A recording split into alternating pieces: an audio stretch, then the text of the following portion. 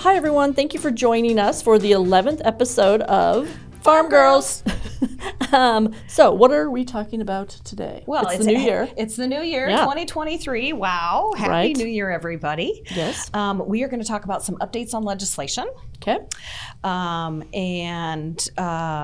What else will we have? We'll have some Pharm Facts. Yeah. And of course, we have a VIP with us today. Right.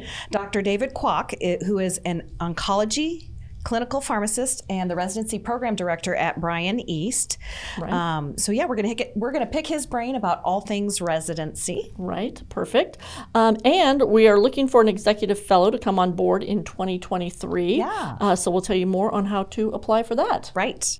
Okay, so we'll jump in here. We've got some bills that we will be bringing to the legislature this session, which starts January 4th. Right. We'll be bringing back the tech immunization bill, which we brought last year, but we had to do the 407 review for that, which we've done, and so we're going to bring it back again and hopefully get it passed this time, so that technicians can continue to immunize. Yes. And what other bills are we going to be bringing? Yeah, this year? so in no particular order. Right.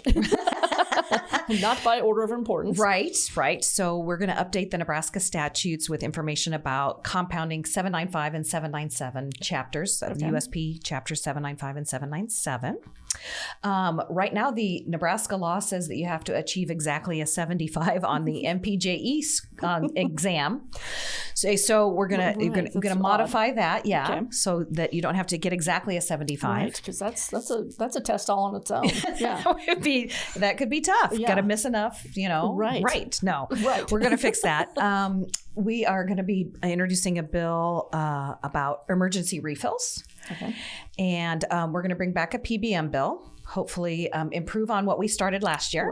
Right. Yes. We're going to have our usual controlled substance updates. This year, it's mostly designer drugs. So street drugs, no FDA approved drugs on the list. That I'm aware of, and that's something we do every year. Every year, much, yeah. We just make sure that if the feds schedule a drug, then it's in the same schedule in Nebraska. Right. So, okay. Yes, and we are talking about introducing a bill about increasing dispensing fees for Medicaid. Oh, very good. Yeah. We always like something where it's increasing. Dispensing fees. Get our pharmacists some more money. Right. Yeah. And so a lot of times we support other bills. So what have been some things that have been brought up that we're going to support this year from other people? Right. Yeah, absolutely. The Hospital Association is going to bring a couple of bills that directly impact pharmacy. There's going to be a bill to prohibit white bagging. Okay, which we did bring, or they brought last year and we supported. Right. And then there will be a bill about 340B reimbursements. So, as well as a bill about central fill. Oh, cool. Okay. So lots of stuff going on in the legislature this year. Very good. Okay, and like we said, we'll keep you updated on where we are with those. Right. And now it's time for Pharm Facts. Yeah. Okay, so we have a short little Pharm Fact today that was sent to us by Hope Thielander, one of our recent rotation students. Shout out to Hope. Yes. The first lincosamide. Oh my Lord, easy for me to say. Lincomycin. You did pretty good. Whew, you did good. Was isolated in 1962 from, here we go again, Streptomyces lincolnensis. I think that's right. Found in a soil sample from Lincoln, Nebraska. Wow. So in 1967, lincomycin was licensed in the United States for the treatment of infections caused by gram-positive bacteria. Wow. But clindamycin is what is used for this now. Yeah. But it's cool that it was found in Lincoln, and then lincomycin was born. Yeah. So they found the bacteria and the cure right here. Yes. Way to go, Lincoln. I know. Yeah. I know. Put us on the map. Put us on the map. You for bet. Some bacteria.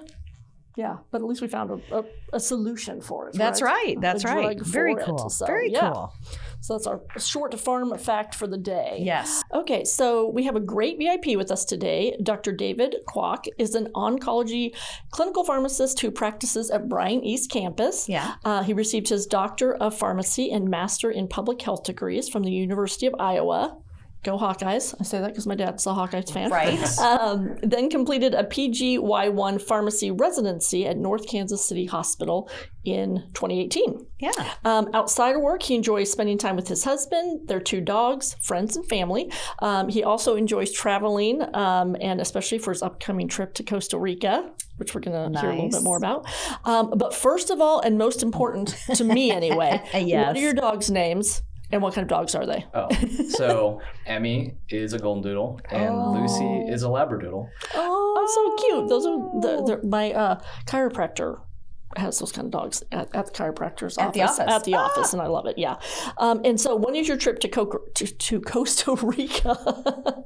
Yeah, so it's the second week of January. We were pretty lucky to get in. So we're actually staying at a boutique hotel for a friend's wedding. Oh, fun. So Destination wedding. Pretty off the beaten path, but it's going to be an excellent trip. Yeah. Oh, good for very you. Fun. And it'll be warm. You'll get away from the snow. Yeah, today and the we'd like ice. to be in Costa Rica. No kidding. Yeah. No kidding. Jealous. That sounds like a great way to spend the second week of January. Yes. Right. So welcome, David. Thank you for being with us today. So tell us a little bit about what made you land in the profession of pharmacy. When did you decide, I think I'll be a pharmacist? Sure. So I became interested in pharmacy just because I was interested in science. Mm-hmm. So that sparked in high school, went to college at the University of Iowa. I became a pharmacy technician through the help of a friend at the University of Iowa Hospital and Clinics. I worked there as a tech for a couple of years, solidified that I did enjoy pharmacy. Mm-hmm. So that was one of the big things that, one of the big steps for me to apply to pharmacy school was that I was sure that I wanted to be a pharmacist and specifically an inpatient pharmacist. Oh, cool. Okay. So then afterwards, started pharmacy school. They offered dual programs in public health. I was interested in public health at that time. Worked on my MPH, so I graduated with both degrees. Then went on to my PGY-1 program at North Kansas City Hospital. And then afterwards, I moved to Omaha, got a job at Bryan Medical Center in Lincoln, and I've been there ever since. I mainly work on the oncology floor, been working on building that practice, and also more recently in May, I took over the PGY-1 Pharmacy Residency Program. Wow. Very cool. So That's all I have to say is wow. Yeah. That's a lot. To get both degrees at the same Yeah. time, I can't even imagine. Yeah. I can't even imagine.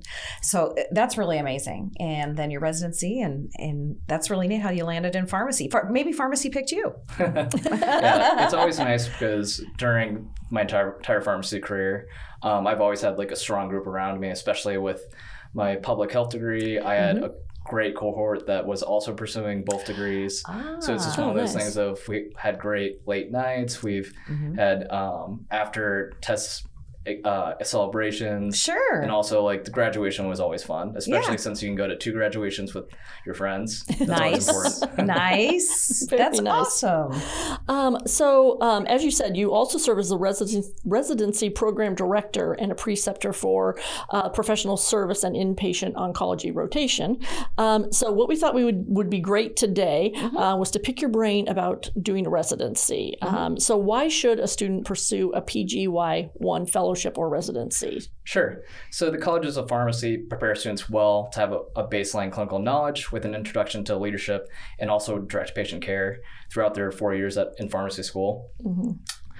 Fellowships and residencies build upon that foundation and add much needed context to the things that students already know, and even new practitioners. Even we have individuals that are 1 to 2 years outside of school apply for residency just because they see the potential additional benefits of residency and fellowship that they didn't get during their first couple of years or even APPs.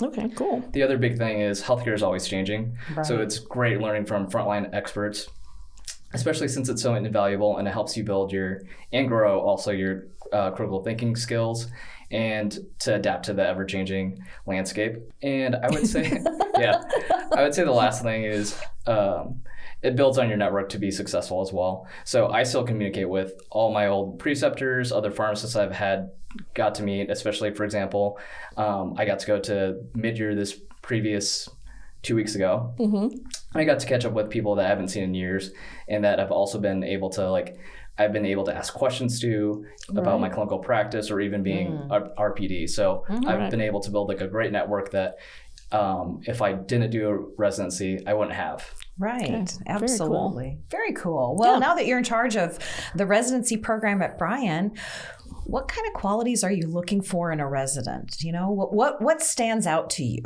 Sure. So I have a list of 3 that come to mind, or especially that now that I've gotten a year under my belt and a couple of years as a preceptor, that I think stand out that help a resident be successful. Okay. So the first one is a passion to learn. Because it shows that to you as a preceptor and RPD that they're self-motivated, they show initiative to continue to build on what they've learned. Also really shows their commitment to patient care. Okay. Residents enjoy learning because it's interesting to them, but also it helps benefit their patients because they strive to be the best they can be. Right. The second one is the ability to work on a team effectively, because as you know, healthcare has been shifting from every specialty, every profession working independently to more of a team-based environment. Also, residency is stressful, but a beneficial time. So if you have the team with you, you're able to essentially manage and troubleshoot different issues that come up that you wouldn't be able to do independently. Okay. And the last point is self-awareness. It's difficult, but also a learned skill. It's something that you can continue to build on. I don't expect residents to come in being the most perfect person, being able to give me these enlightening moments of self-reflection. It's something that we all work towards being better at. Right. I think forever. Yeah. But I think it's one of those things of, I always like to see the spark of it, just because that's something that we can build and grow this together. Right. Essentially, it allows residents to really work through all the constructive feedback that they get constantly throughout residency. And also for them, it helps them be able to provide feedback to you, just because if they're able to understand themselves, they're able to talk through the different issues that they're experiencing and give you ideas of potential ways that can be addressed or how you can help them. Very good. Yeah. That's great. So most candidates are going to have good grades and leadership experience, or some anyway. Besides the hard skills of therapeutic management, what soft skills do you think students should be developing to better prepare themselves? And a little bit of that you kind of just answered a little bit, but what are some other things, do you think? Sure. I have 2 for this question. Okay. So the first one, kind of going on the last one, is self-reflection. It allows residents to look at themselves to identify stressors that are occurring that they can share with me and other preceptors. This allows them to help them move forward and potentially change things as well.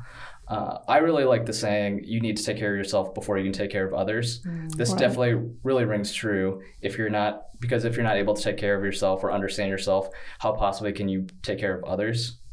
Right. The second one, I think it's pretty obvious, and we've kind of talked about it a little bit, is communication. It's really critical to being a successful resident or even a fellow. Many times you really only get a few seconds to speak during rounding or even with a provider or other staff. Right. So if the communication isn't clear, the recommendations might get denied, or the context is absent, so it leads to potential confusion.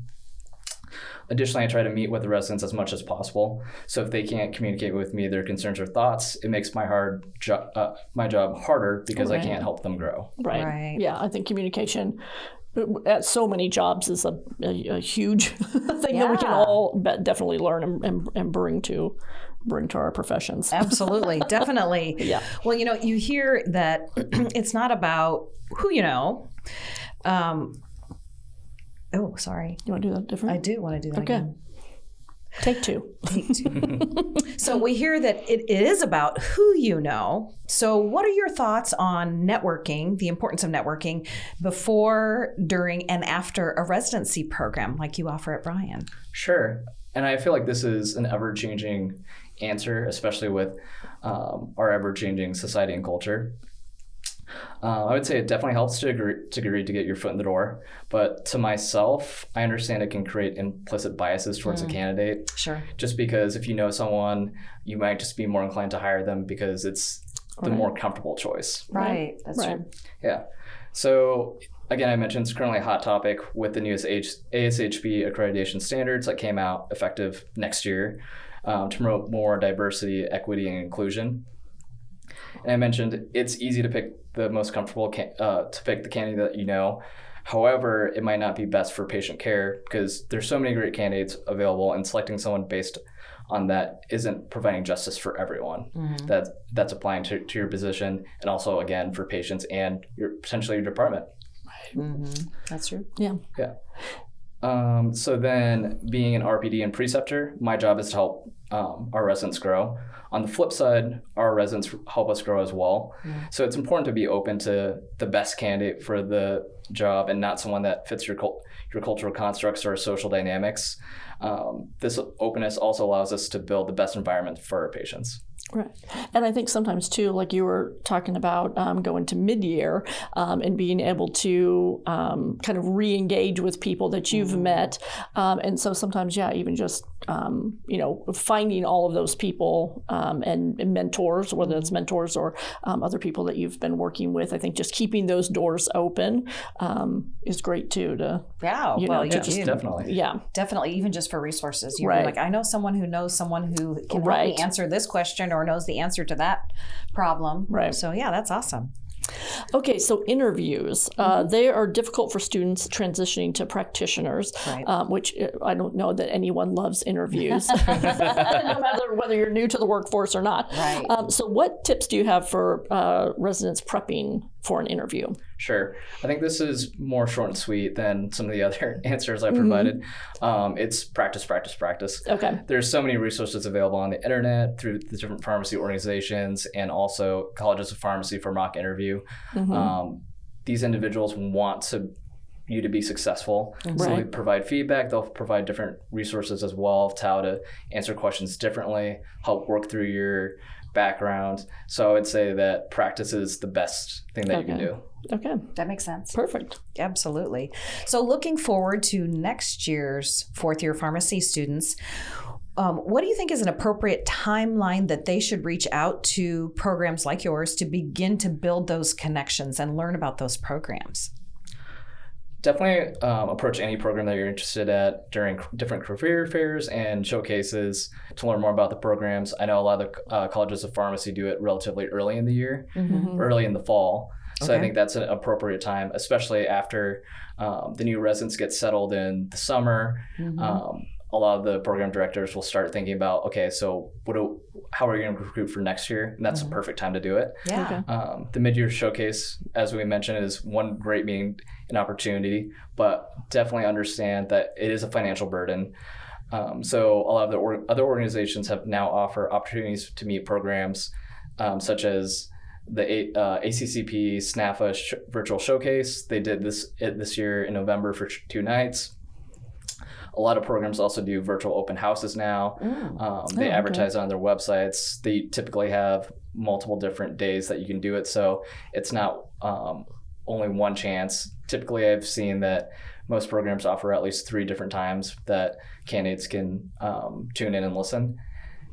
And also, I think the easiest thing to do is just send out an email to the program. A lot of times the contact information will be online. It's a simple email. Just express your interest, have a couple of questions ready, and start the process. I love it. Thank you. That's super helpful information. Yes, thank you. Yeah. Okay, so now we're going to get serious. We're going to play a game. Okay. So we're going to play a game that's basically or. So we'll tell you 2 things, and you tell us which one you prefer. Okay? Yeah.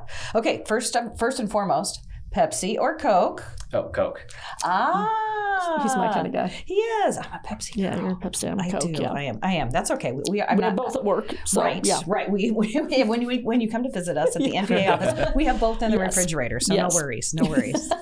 Okay. Snow skiing or water skiing? I would say snow skiing because I've only been ever snow skiing. Okay. Yeah. I'm going neither. Water skiing. I don't know. I haven't water skied in a few years. Yeah, I've never water skied, and I think I snow skied like once here in Nebraska, which isn't really snow skiing, I don't think. Oh. Yeah. I think it's fake. Like they made fake snow, I think. Yeah. Oh, dang. So when you cook at home or when you go out, beef or chicken? This is a tough one. Yeah. I would say when I go out with my husband, one of us will get beef or chicken so we can share. So a little of everything. So That's I would the answer. say that, but for me, I usually pick chicken. Chicken. Yeah. Chicken, Healthier option. I'd probably go beef. Would you? Yeah. Yeah. It depends on what I'm eating. Yeah. Depends on where I'm at. But yeah. Or sometimes I go vegetarian. Yeah, I don't. No vegetarian. I was a vegetarian for a long time, so sometimes I just go vegetarian. Atta girl. Okay, so cold weather or warm weather? Ooh, this is a tough one. Right now, I would pick warm weather, but in the summer, sometimes I just got to go with cold weather. True, that's true. Right. It can be extremes He's here. like 72. That's where I'm at. Yeah. I'd be good with that. Maybe even 72 80. degrees. Yeah. Call it good. Yeah, there you go. All right, so on the weekend, scary movie or comedy? Oh, I'm a total scaredy cat, so I would always pick the comedy. Me too. Same. Yeah, I'm not a scary movie person. I would much rather laugh than be terrified. Be terrified the whole time. Yeah. Yeah, absolutely. Well, thank you so much for being here today with us, David, and sharing all of your invaluable information about residency and great advice to anybody who's preparing to especially do interviews. That'll start here for you guys in February. Yeah, beginning of February. Yeah, wow. Yes, yeah. and have a great time in Costa Rica. Yeah, thank you very much. You bet, absolutely. So, okay, let's talk about the Executive Fellowship that we have open again for 2023 to 2024. Raj is our current fellow, and we don't want him to leave. No. But alas, he's decided he will leave us. Yeah. He's been so great to work with, and he's such a great part of the team. Yeah. But We love Raj. yeah. So there's still time to apply, though. The deadline is January 13th. Right. And so what does someone need to do to apply? Yeah, that's great. That is a good question. So all the information is on our website. Right. Okay. So anybody who's interested in applying for our executive fellowship needs to go to npharm.org, npharm.org, and click on the fellowship tab. Right. And get more information on there's more information on the fellowship there. There is a recorded webinar there that people can watch that talks about the fellowship versus a residency. And anybody who wants to apply can send a cover letter, their CV, and 2 letters of recommendation to me. And all of this information is on the website. Yeah. So just go to the website and click on fellowship and learn more about that. We'd love to have you. We're going to interview people and see who we get this year. Yeah, we're looking for another great candidate who wants to learn more about what it takes to run an association, leadership, organization work. We do a little bit of everything. Yeah, working with students. With With our rotation students. Yeah. Raj has gotten to do a lot of really interesting, fun things. Yeah. So, get a travel a little bit with me. Yeah. So it's been fun. Yeah. Go to some conventions and national conventions. So. Right. Yeah. Yeah.